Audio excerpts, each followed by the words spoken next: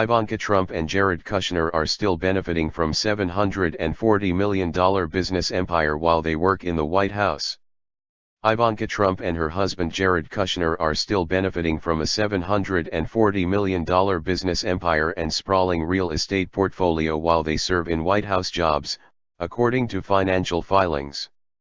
Ms. Trump will also maintain a stake in the Trump International Hotel in Washington, D.C.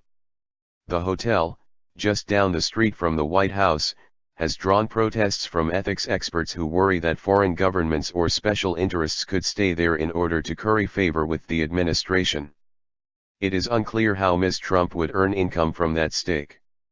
Mr. Kushner's financial disclosures said that Ms. Trump earned between $1 million and $5 million from the hotel between January 2016 and March 2017, and put the value of her stake at between $5 million and $25 million. The disclosures were part of a broad, Friday night document release by the White House that exposed the assets of as many as 180 senior officials to public scrutiny. The reports showed the assets and wealth of senior staff members at the time they entered government service. Those disclosures included the assets of Gary D. Cohn, the former president of Goldman Sachs who now leads the National Economic Council, Kellyanne Conway, the pollster and counsel to Mr. Trump, and Stephen K. Bannon, the chief strategist to the president. Mr. Bannon disclosed $191,000 in consulting fees he earned from Breitbart News Network, the conservative media organization, $125,333 from Cambridge Analytica, a data firm that worked for the Trump campaign, and $61,539 in salary from the Government Accountability Institute, a conservative nonprofit organization. All three are backed by Robert Mercer and his daughter Rebecca, financiers and major Republican donors. Mr. Bannon's most valuable asset was Bannon Strategic Advisors Incorporated, a privately held consulting firm into which income from his other investments appeared to flow. It was valued at between $5 million and $25 million. He also held bank accounts valued at up to $2.25 million, and rental real estate worth as much as $10.5 million. Ms. Conway earned at least $842,614 last year, and perhaps slightly more, the filings show. Her assets are valued at between $11 million and at least $44.2 million. Mr. Cohn is far wealthier, with assets valued between $253 million and $611 million, and income last year as high as $77 million. Another White House official, Reed Cordish, who heads up technology initiatives, accumulated assets as a Maryland developer valued as high as $424 million. Mr. Trump's administration is considered the most wealthy in American history, with members of his senior staff and cabinet worth an estimated $12 billion, according to a tally by Bloomberg. The Friday filings will add voluminous detail to that top-line figure. The White House Chief of Staff, Reince Priebus, for example, earned at least $1.18 million, nearly half of which came from the Republican National Committee, which he formerly led. His assets totaled between $604,008 and at least $1.26 million. I think one of the really interesting things that people are going to see today, and I think it's something that should be celebrated, is that the president has brought a lot of people into this administration, and this White House in particular, who have been very blessed and very successful, said Sean Spicer, the White House press secretary.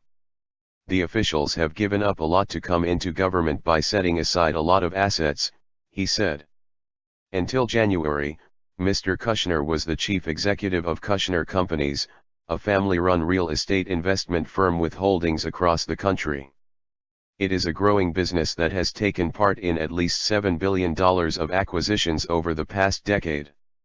Late Friday, the White House released details of the plan devised by his advisors to avoid conflicts of interest between Mr. Kushner's government role and the wide-ranging business empire he ran with his father.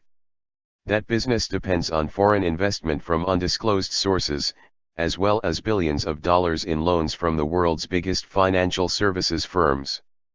Although Mr. Kushner has stepped down from his management positions at the more than 200 entities that operated aspects of the family real estate business, he will remain a beneficiary of a vast majority of the business he ran for the past decade, through a series of trusts that already own the various real estate companies. The plan laid out on Friday is not sufficient, said Larry Noble, a former general counsel and chief ethics officer for the Federal Election Commission. While removing himself from the management of the businesses is an important step, he is still financially benefiting from how the businesses do. This presents potential for a conflict of interest.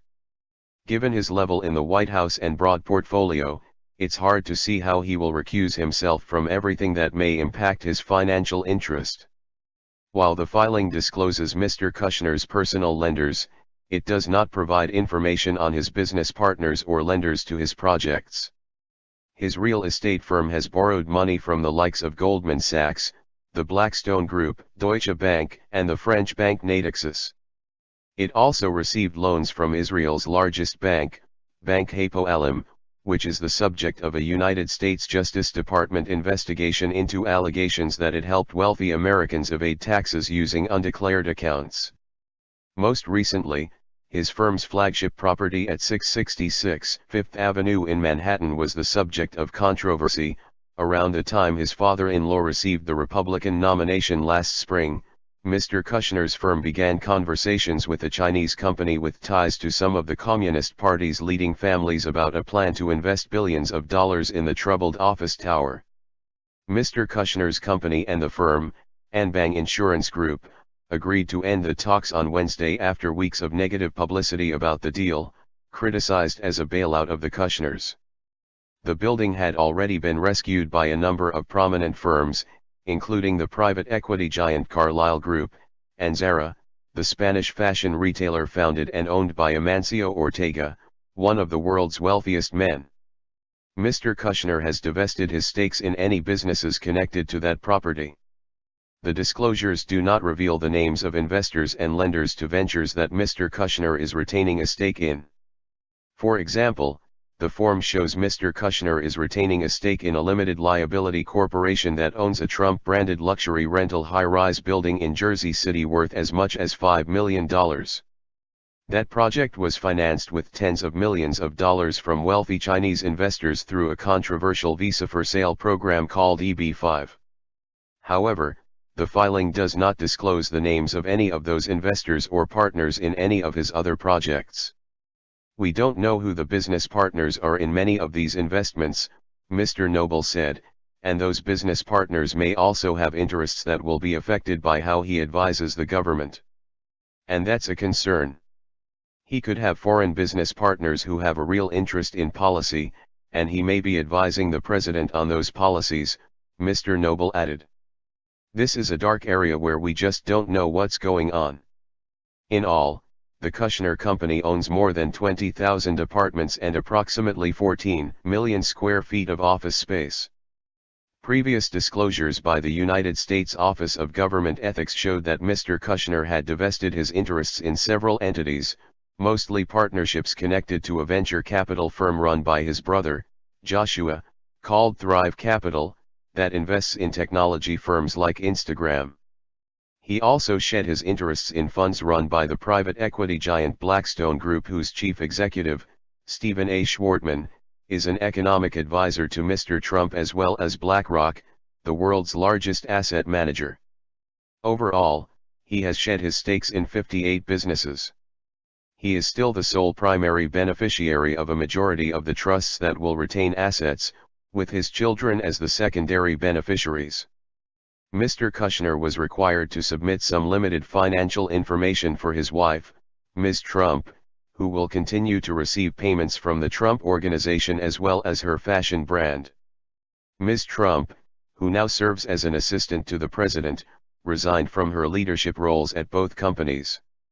Instead of performance-based payments, Ms. Trump will receive fixed payments from T International Realty, the family's luxury brokerage agency, as well as fixed fees from two entities related to real estate projects, the documents show. Ms. Trump had previously rolled her fashion brand into the Ivanka M. Trump Business Trust, which is overseen by her brother-in-law, Josh Kushner, and sister-in-law, Nicole Meyer. The documents released on Friday valued the trust at more than $50 million. The brand is largely a licensing operation, meaning that it sells the use of Ms. Trump's name to partners who manufacture her clothes, shoes, and other accessories. Since it is privately held, little is known about the company's financials, but the New York Times has previously reported that revenues were roughly between $4 million and $6 million in 2013, before the debut of a major partnership. The disclosure forms released Friday for less senior White House staff members were not reviewed by the Federal Office of Government Ethics. Only the White House counsel's office examines their assets to determine if there are potential conflicts, and to decide what steps employees must take to sell assets, resign positions, or recuse themselves from decisions. Already, a complaint has been filed against at least one White House staff member for taking actions that might benefit his own financial interests. Christopher P. Liddell, an assistant to the president and the director of strategic initiatives, had been the chief financial officer of companies including Microsoft, International Paper, and General Motors before taking his White House job. Until recently, he also owned stock in General Motors, according to disclosure forms, among more than 750 other companies. But in late January and early February, according to a complaint filed by Citizens for Responsibility and Ethics in Washington, Mr. Liddell participated in meetings that involved several of the companies in which he still owned a total of about $2 million in stock, including International Paper and General Motors. Mr. Liddell, according to disclosures, sold these stock holdings by mid-February. It is Ethics 101, the most basic thing you are not supposed to do, using your official capacity to benefit your financial interest, said Norman Eisen, who served as a White House ethics lawyer during the Obama administration and now is a co-chairman of Citizens for Responsibility and Ethics in Washington. The White House did